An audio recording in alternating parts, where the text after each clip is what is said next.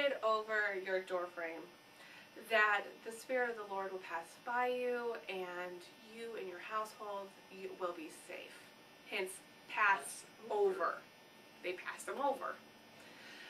And so all the Hebrews did this, and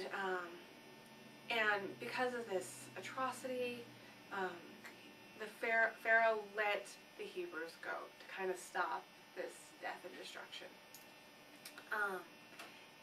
So it became a holiday, or kind of a ritual of remembrance, and kind of symbolic of this kind of rescue salvation act.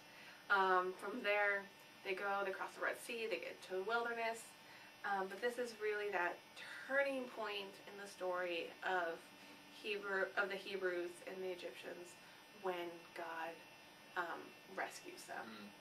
Yeah. So that's why it's such an essential story. It's going to have echoes later on in the New Testament.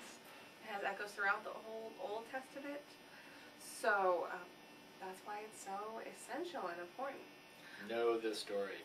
Know this story, even if it seems kind of like a hard or weird story or challenging. And then the last story, probably the most familiar thing out of Exodus, is the Ten Commandments. Even if you have never been to church in your life, you know that there are 10 commandments. You might not know what they are. I think most people in church don't really know what they are. But there's controversies about them, being in courthouses and whatnot. But here they are, Exodus 20. You can see the list. It's right there. Easy peasy for you.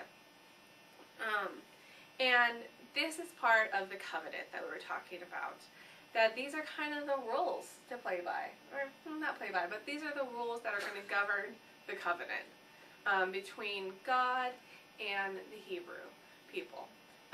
What I really like about it is that you have these laws like thou shalt not murder. And that's a pretty inclusive one, where it's like thou shalt not murder other Hebrews, but it's okay to murder everyone else, but that it's for everyone, and that there's an ethic about how you're supposed to treat not only your own people, but all people in it. And I think we kind of forget that.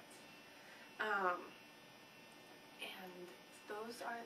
I'd also say too, I heard someone recently talk, and I like this, they made a distinction between prescriptive and descriptive.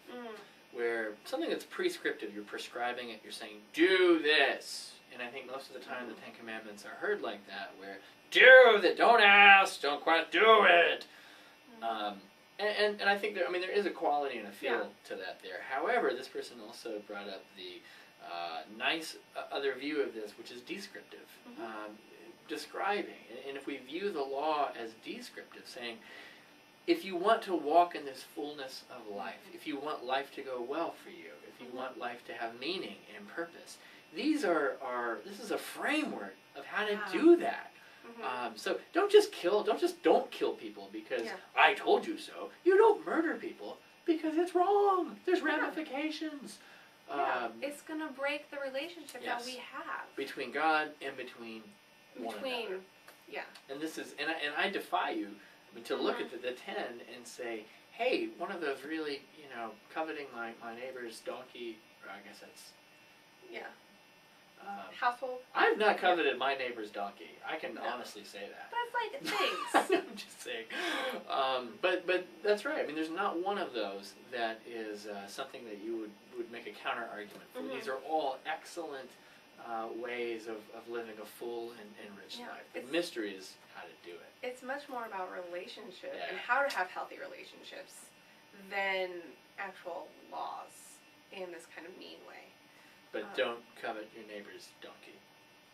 Or, I think it also says wife. Household. All right. Yeah. But donkeys, stay away from. But we're going to talk more about law coming up in Leviticus. Yes. Okay. See you guys later. See you.